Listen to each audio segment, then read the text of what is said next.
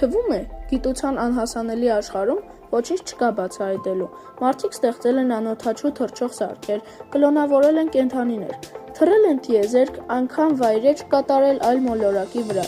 Բայց կա աշխարհում մի բան, որի բացահայտումից մարդիկ չափազանց հեռու են՝ համաշխարհային օվկիանոս։ Այս անծայրածիր թվացող գեղեցկությունը իսկապես գաղտնիքների մեծ կծիկ է, որի միայն 5%-ն է հաջողվել բացահայտել։ Մնացածը այնքան խոր ու այնքան թաքնված է, որ երևի երբեք չբացահայտվի։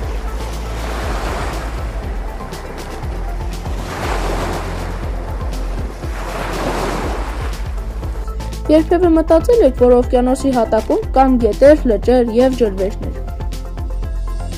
Իսկապես պարադոքսալ է թվում, ինչպես ջրի մեջ ջուր կարող է լինել, բայց դրանք գոյություն ունեն։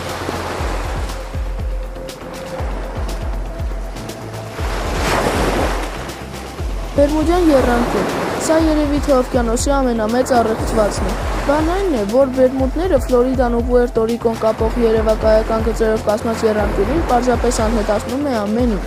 Օվկիանոսի այս հատվածում հայտնված նավերը անգամ ինքնաթիռները անհետացել են, ու դրանց մասին այլևս ոչ ոք ոչինչ չգիտի։ Ինչպես և ուր են անհետանում, մնում են օվկիանոսի մեծ գաղտնիքը։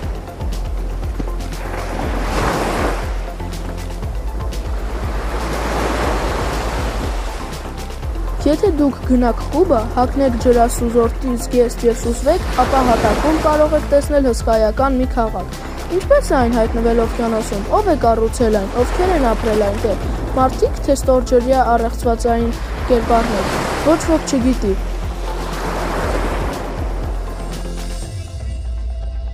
Մարդիկ ուսումնասիրել են օվկիանոսի 2 միլիոն տեսակի բնակիչներից միայն 200,000-ը։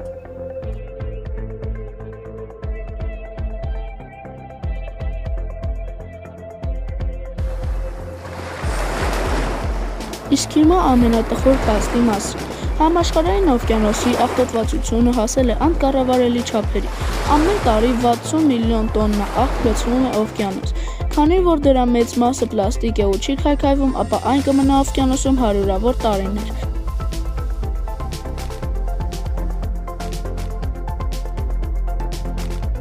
Գիտնականների հաշվարկով մոտ 40 տարի հետո աղբի քաշը օվկիանոսում ավելի մեծ կլինի, քան բոլոր ձկների քաշը իրար հետ վերցված։